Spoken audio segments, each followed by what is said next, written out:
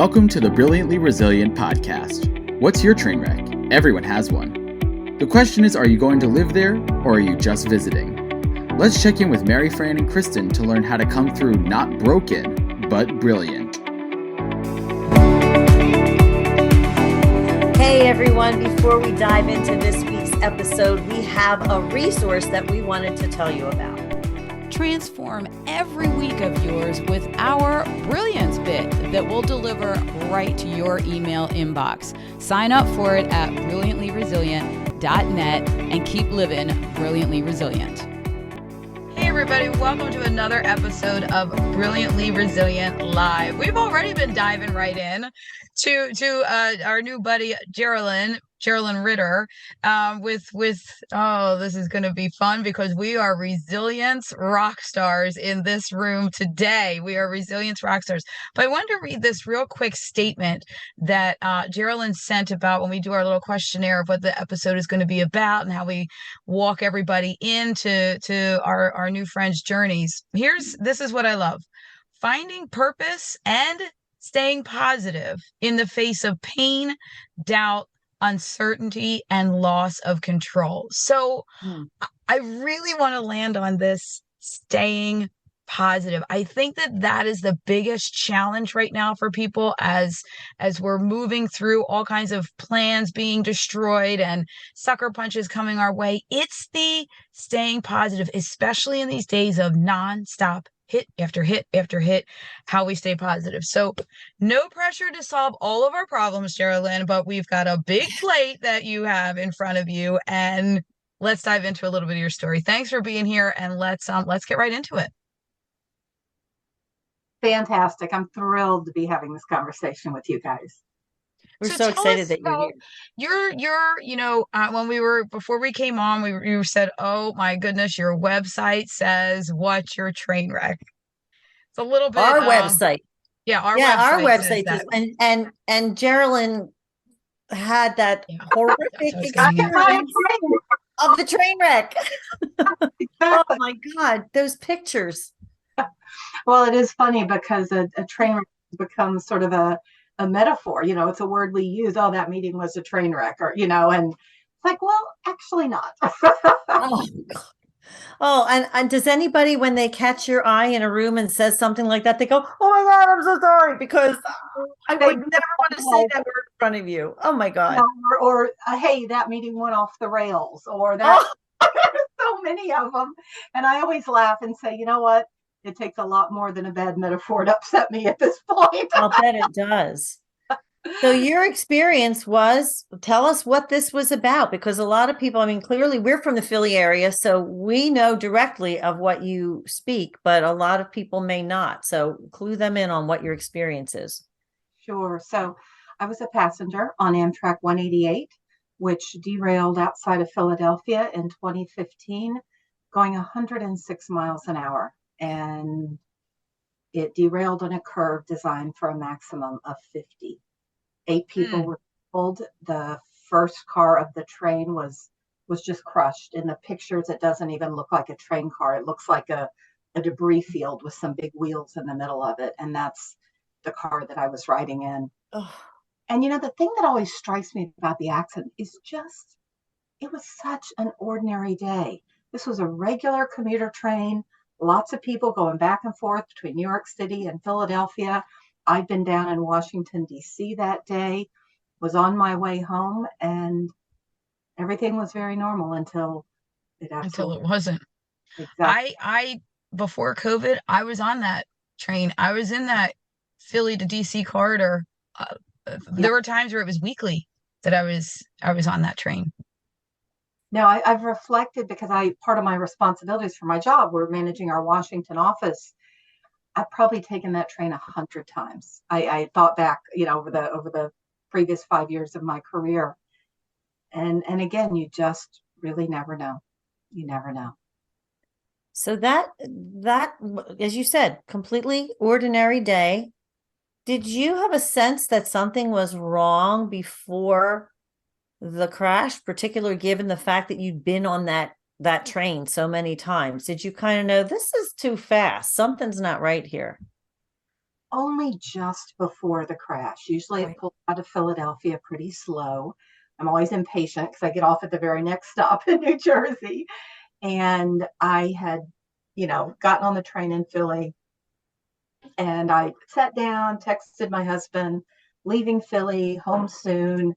We were very ordinary again. We were texting about my youngest son's baseball game, and Mm. my 8-year-old wasn't exactly the greatest baseball player, and he'd actually gotten a hit, and I still remember that. And I said, ETA, hour and a half or something, put my phone down, decided I needed something out of my briefcase, and I stood up and reached into the luggage rack above my head. And as I was standing in the aisle, reaching above my head, I did feel like, whoa. And just because I stumbled a little bit. So I kind of had to hold on tighter to that luggage rack. And then I realized I actually couldn't even let go to reach into my briefcase. I was holding on to keep my balance. And then I felt us start to tip. And I Oh, started to tip face forward. And the thoughts go through your mind so quickly.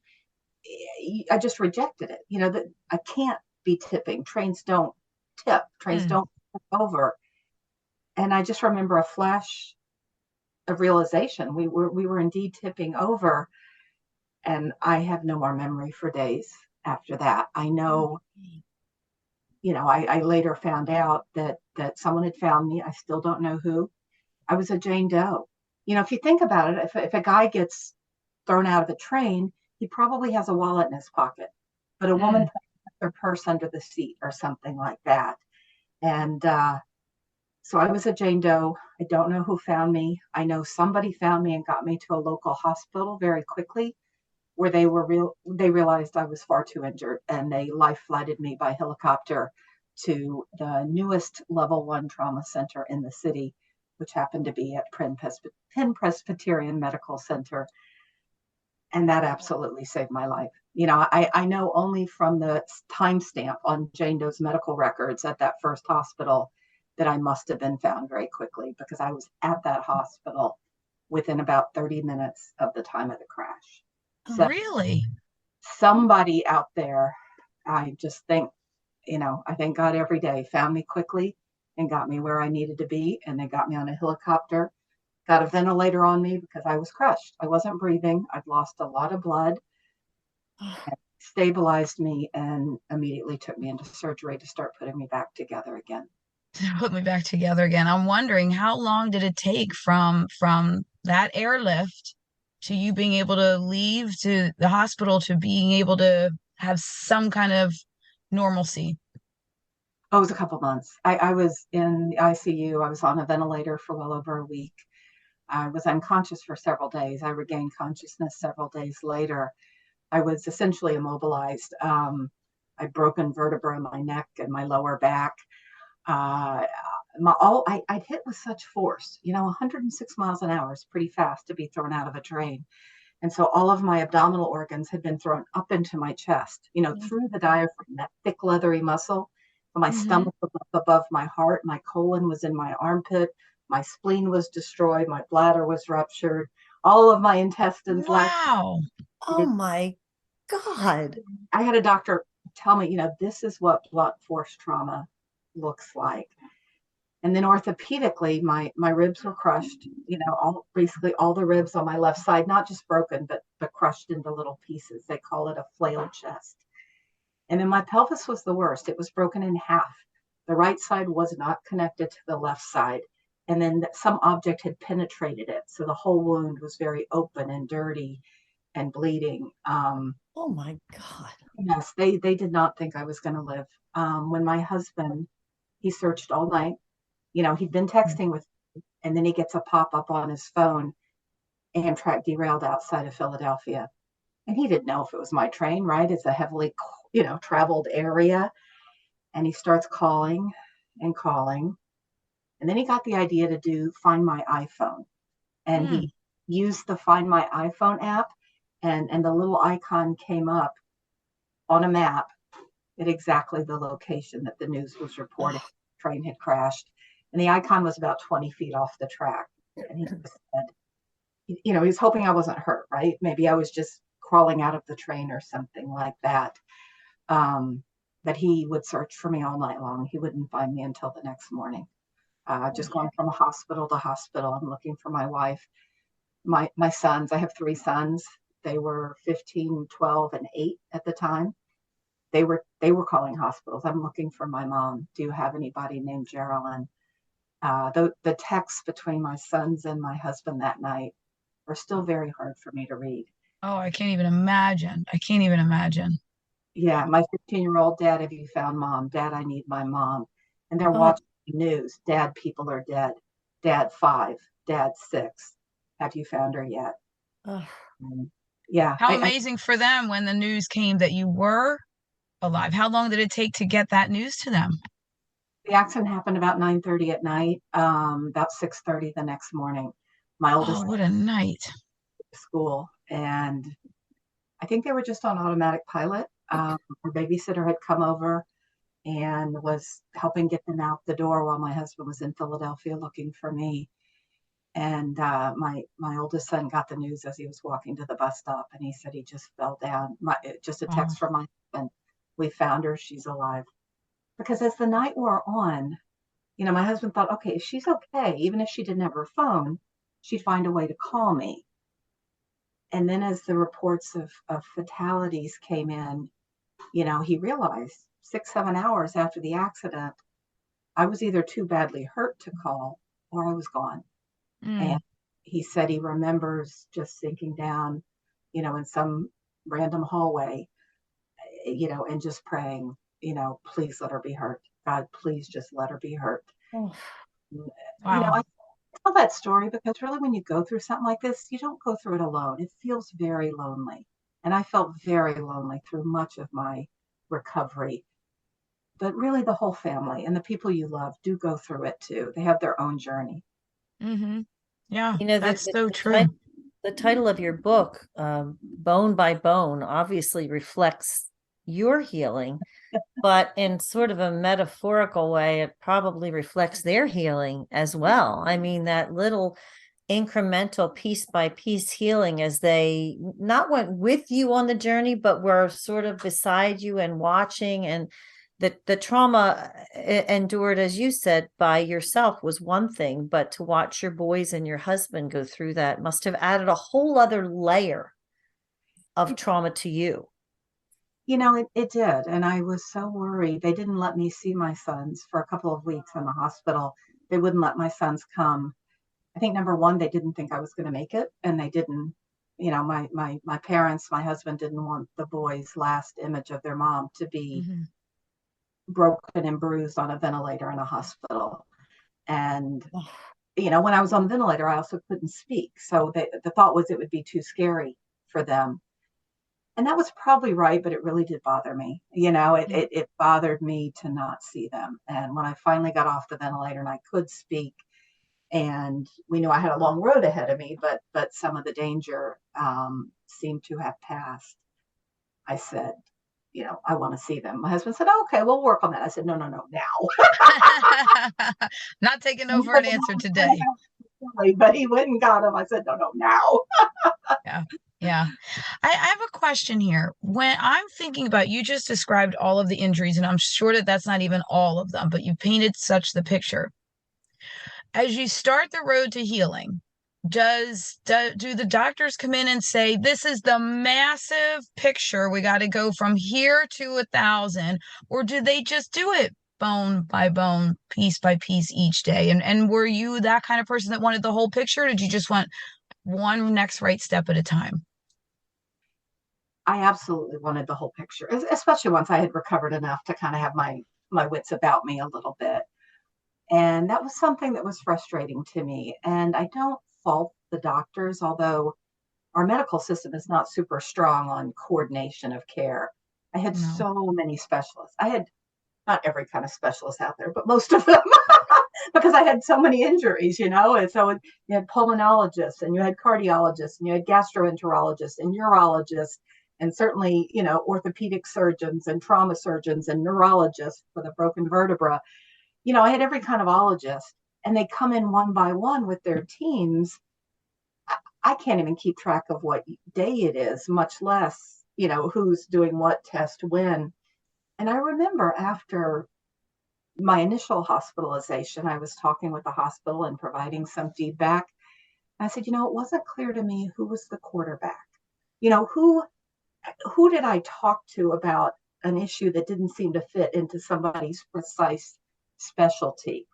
And the doctors could tell me when this might get better, or that might get better, when I needed a new surgery for that issue. But when would I feel like myself again? I think the reality is nobody really knew. And I had a lot of folks who said, I have seen these injuries individually before. I have never seen anybody survive all of them at one time. And Wow. when they did find me, the trauma surgeon, I was a Jane Doe, and my husband, I was the last unidentified surviving passenger from the crash. Oh, So Really? I had gone to almost every hospital in Philly. Everybody had identified every patient they had. And then he found that there was a Jane Doe still in one hospital. And he knew at that point, as morning broke, if that wasn't me, I was gone. And he walked in and he didn't recognize me. oh He my God. And well, I had a big cervical collar on, plus I was on a ventilator. My eyes were taped shut. I had surgical drapes covering me. I was immobilized. So really, he was just going off my forehead. Oh, you can't really blame me. They don't tell you to look at the foreheads when you're trying to identify, it's oh my gosh. Wow. I keep coming back to this idea of you being a Jane Doe. Yeah. And obviously that's something nobody ever thinks they're going to be in their life. But I can't help but think that as you are identified by something that wasn't your name, that this whole experience took your identity away. There were times when it absolutely did. And actually, the title has a little bit of double meaning. It does refer to the gradual, very incremental nature sometimes of the progress you feel while healing. But there's also a poem by Emily Dickinson. And the last line of that poem is bone by bone. And it starts out with, there is a pain so utter. And it talks about really deep pain, and your brain almost protects you and helps you to forget about it to some extent. That sense of distance, that sense of isolation, alienation is a protective mechanism, but it's also very lonely. And that disassociation, they call it dissociation, they say it's like the hallmark of trauma, that trauma patients often feel very disconnected with the folks around them. And it's why I chose the title, but it really plagued me during my recovery, that sense of you don't feel like yourself. It doesn't feel like your body. And nobody around me could understand. No matter how much they tried and loved me and wanted to, they weren't in my body. They could not experience the pain of all types that I was going through. And that was one of the hardest things. It really was. So knowing where we began this, when I was introducing you about finding positivity in the pain, was that a critical moment that in your journey that a switch went off, or walk me through how that came to be? In the beginning, it was actually easier to be positive because I wasn't supposed to live. Winning. I'm still here. Yeah. I have 4 siblings. 2 of my brothers and my sister and their spouses are all physicians. When my husband found me that morning, the trauma surgeon said, "Do you want to know about her injuries?" He said, "Nope, I got people to call, talk to her brother. They're all doctors." And the trauma surgeon got on the phone with one of my brothers and started listing my injuries. And my brother said, "How is she still alive?" Mm-hmm. The trauma surgeon said, "You need to come quickly." That they didn't think I was going to be for too long. And so my family flew in from all around the country, Washington State, Texas, Colorado, and one of my brothers packed a dark suit for my funeral. And so when the assumption is and the medical advice is that she's probably not going to live, and I did, and they also did tests and said, well, we don't know how. I had a trauma surgeon tell me I have no medical for why you don't have a brain injury. I was concussed, certainly, But he said the amount of force your body absorbed to do what it did to your bones, he said, I cannot explain why your brain isn't swollen. So we Wow. had so much to be grateful for. I Yeah. was alive. I was receiving the best medical care in the country, and I didn't have a major head injury. And despite having broken 4 vertebrae, they could tell I had movement in my legs. I wasn't paralyzed. So that was like our mantra. Like we were, I was only semi-aware, but my family was around me, and I was going to make it. So it was almost I won't say a false positivity, a false gratitude. It was genuine. It was very genuine, but it was not really based on a thorough understanding of how difficult the road ahead would be. Mm. And that really carried us through the first month and a half, because no matter how hard it was or how much it hurt, I was really conscious of how lucky I was to be there with my family around me, and that my boys would have their mom. We didn't know really in what shape I would be, but my boys would have their mom. So I was very positive in the beginning. It was actually a couple months after the accident, when I left the hospital and transitioned back home, that reality set in. And that's where I actually had the hardest time staying positive. And, some of the things you associate with trauma, PTSD, depression, hit hard at that point, after the accident, but not in the immediate aftermath in the hospital.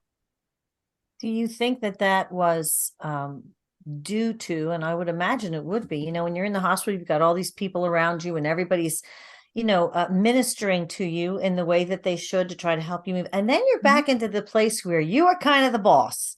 Like, this is my territory and I want a cup of tea, but I can't make myself one. Like, even the simplest little thing was beyond anything you could imagine at that point. That is so true. I didn't see my bedroom for a year. I couldn't go upstairs. Oh, So I'm in my own house, living in the room off the kitchen, which is the only place my wheelchair will go. oh. And, everything's the same, but nothing is the same. And I had been a tremendous traveler for my work. My work has always required me to travel a lot. So the year before the accident, I was in Uganda, I was in Ethiopia, I was in India, I was in Brussels, I was in Beijing. And now I can't drive. I can't even go to the bathroom by myself. So to have that lack of control, I don't know, I'm kind of bossy. I like to be in charge. It was tough for me. I can't say I was the best patient. How Well, could you independence. You were extremely independent, and to have that, it wasn't even like it was chipped away. It was just gone. Yeah, it was just gone. And I don't think anything could ever prepare you for something like that. One morning I was starting to use my walker and at least move around a little bit. And I decided I was going to make my own cup of coffee. I was tired of asking everybody to do stuff for me. So I crutch over to the coffee maker. I think I can do this. They taught me in physical therapy how to push something down a counter and crutch along with it and push it again. So I make the coffee. I put milk in it. I look at the cup. I'm standing at the counter, and then I realized, what am I going to do now? I can't take it to the kitchen table. I can't sit down. I can't carry a cup of coffee. Dang. I need both hands to because I can only put weight on one leg. I'm thinking, dang, coffee to the table and sit down and drink it. So even a little win became another frustration. That was the silliest little thing, but it to me, it kind of symbolized a little bit like, wow, talk about the things you take for granted. Yeah. So with the book, what was your purpose in putting your story out there, and how do you feel? I mean, because what happened to you was just beyond what happens to pretty much anybody else ever. And how did your story, how do you feel like it related to other people going through trauma, and how you were able to kind of help them get through that? It's interesting. I wasn't intending to write a book, but I did end up I was on disability leave for my job for almost 2.5 years. I had so many surgeries, had so much rehabilitation to do, so much pain, Then I had to get off all the painkillers. So that's a whole nother process. Mm. And I was invited a couple of times to give some talks, one to a church group about my journey and what I'd learned, how I made sense of it. I was asked to give a talk at the hospital where I was saved, just, thoughts, a patient perspective on trauma. And in doing some of these talks, so many people came up to me afterward and said, "Oh, my brother or my mother or my friend." And it really isn't. I mean, as you all know from doing this fantastic show, everybody has something. Everybody Mhm. has something. And it might not be an actual train wreck, but very few of us are so lucky as to go through life and never face a terrible diagnosis or the breakup of a relationship or a big professional setback, all of these things. And the more I read, that was my reaction to trying to understand and pull out of my depression. Why am I feeling this way? And I started to become a student of trauma. I started reading textbooks. I read, memoirs. I read biographies. And you Mhm. really do realize that there are techniques that help. There are things that I was learning to do. And I was hesitant to write a book. And I talked to just a tremendous man who's been a real great mentor of mine. And he said, you have to write a book. Because I was telling him some crazy thing that had happened in one of these surgeries. And I said, look, that just seems sort of self-congratulatory. I said, I didn't do anything to deserve to live. And those 8 people that died in the accident didn't deserve to die. He said, no, you're getting it all wrong. He said, you have a story to tell. There is power in story, and it can help give strength to other people. And so by writing the book, I feel like if somebody out there gets something out of it that helps them with something that they're facing, Mhm. then at least one good thing came out of this accident. Because otherwise, it's just a tragedy. And so it's this attempt to salvage something from such an awful event.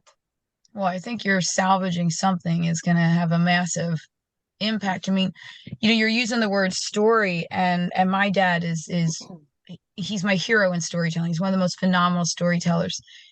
In COVID, he had 2 strokes, and they finally figured out the issue and did heart surgery. But he struggled, and he still has moments where he struggles with it. Was that immediate loss of independence. It was unable to try and he was very independent and like the man, right? Doing everything. And I didn't have a story like yours to be able to share with him, and then people start getting, I don't know if this happened with your family, people got a little frustrated. They get a little, after a while, it's like, well, come on, why can't you just move forward? And I'm like, this, because his whole life is completely upside down and inside out. And I didn't have elements of your story. I'm thinking, gosh, I wish I had that the moment all of this happened. I will share it with him because I know that he still he reverts back to some of those as soon as it's a transition that he can't. Our house at the beach can't do those steps anymore, and I'm watching him so frustrated, that, and I want to be able to, and all of my brothers, to meet him where he's at Right. and have a way to move forward together instead of people all getting, why is this still happening? Why is this, we're so far past this, but we're not sometimes. Right. It's so funny because I'm past it, but I'll never be past it. It is part of me. People will say, "Oh, do you mind talking about it?" And I sort of say, you might as well ask me if I mind talking about what color my hair is. Like, it's so much a part of me. Yeah. It's maybe I'm just desensitized to it because I've lived with it for so long, but it's, in a way, you honor me by talking about it to me because it is very much who I am at this point. It absolutely shapes my perspective on everything that I do. So Yeah. it ends up changing you, as I think Yeah. all real challenges, and I mean, unfortunately, the tough parts are where we learn things. That's exactly. Kristen with her boy's blindness diagnosis, and me with my son's addiction issues, and all those are not the places that anybody willingly seeks out, but they are the places where you learn. And I would echo your statement, which I actually was writing down here, about that sharing of your story and telling of your story gives it a purpose besides it just being a tragedy. And maybe at the end of the day, that's what we're all supposed to do with our challenges. It's right, because they're all different. I never want to suggest that I know how other people feel just because I've been through this accident, but there really is power in sharing those stories because we can learn from each other. And I think you put it exactly right. I remember there's a line in a book called The Book of Joy by Archbishop Desmond Tutu and the Dalai Lama. And there's a proverb in there, I quoted in my book, that wisdom is like rainwater. It gathers in the low places. And I really think there's something to that. I really think to that. I like that. I can't wait to dive into your book. We've gotten such a teaser here with you, but one of the things, and people that are listening, because our biggest platform is the podcast, the audio part of this. But I want people to understand that are just listening. You have a brightness in your face, even talking through the hard things. You have this light. And we were talking, for those of you that can't see it, there's like an orangish hue to where Geralyn is sitting. In the beginning, she's like, I don't know, is this okay? And we're like, just go for it. And it's almost like it's almost like the sun is behind you or something with a yellow like light. The halo's just coming right down. Hey, this is a hard. You've had a hard journey. You had a hard, left turn there, a pivot in life, and this light coming through you, and then you just giving us that proverb about the rain collecting in the low. That's phenomenal. Oh, thank you. Thank you. I'd also add to that, there's a bit of peacefulness about you. Do you feel that? Do you feel that after having come through what you went through, do you feel any sense of, all right, clearly God or the force or the whatever was with me, so I'm just going to take it every day and see what I can do to, maybe help somebody else? I do feel that I have a different perspective. Because the things that used to keep me awake at night, maybe I hit send before I was quite done email, or, I don't know, office politics, you name it. If I'm laying down at night and I start thinking about that stuff, I stop myself. I said, no. If there's one thing I really need to be strict with myself about, it's, you got to focus on the things that matter. And I think of it as being given a gift. I talked about it. I don't believe God had a plan for me, because I believe he had a plan for those other people that passed. But bad things happen, and it's what we do with them. And I was given a gift. And the concept of grace is defined as an undeserved, unmerited gift. And, by the grace of God, I survived. It was a gift. It was an undeserved gift. But if you've been given a gift that big, you got to share it. The most selfish thing I could do would be to just go back to my normal life, like nothing had happened. No, it's too big for that. Yeah, I agree. Well, we could truly, truly carry this conversation on for, I'm sure, hours, if not days. But we're going to let you get out of your orange glow there. But before we do that, wherever you happen to be, tell everybody where they can find you, Geralyn, and where they can get this wonderful book. Oh, thank you. So I do have an author's website. It's GeralynRitter.com. I'm on LinkedIn. I'm on Facebook. I'm starting to tweet a bit, usually on themes around resilience and positivity.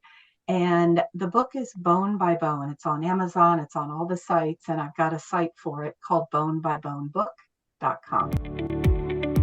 Thanks for tuning in to the Brilliantly Resilient podcast. Join our Facebook group and follow us on YouTube to be inspired with tools to reset, rise, and reveal your brilliance.